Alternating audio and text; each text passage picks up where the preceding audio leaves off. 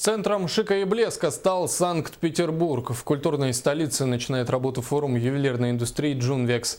Мероприятие с истинно петербургским характером проходит уже в 24-й раз, о первом дне самого роскошного форума в материале Айсены Бурнашевой.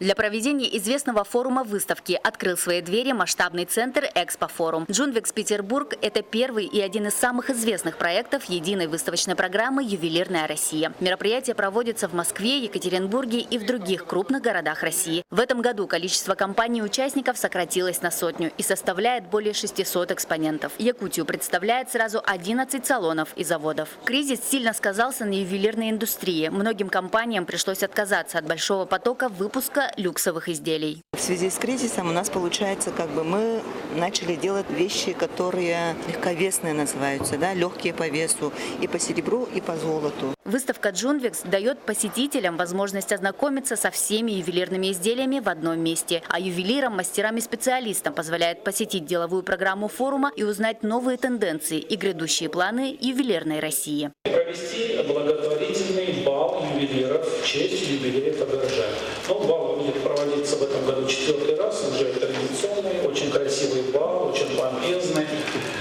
Проводится, в хорошем зале, многие присутствующие знают. Также итогом деловой программы стала новость о том, что после оформления соответствующих документов 2016 год будет объявлен годом Карла Фаберже, а 31 мая, день его рождения, возможно, станет известен как День ювелира. Также планируется организовать национальный конкурс совместно с Гохран и Алросой и установить отраслевые виды наград и поощрений ювелирным работникам в виде ордена почетного ювелира. Айсена Бурнашева, Егор Максимов, Лидия Андросова, НВК «Саха», Санкт-Петербург.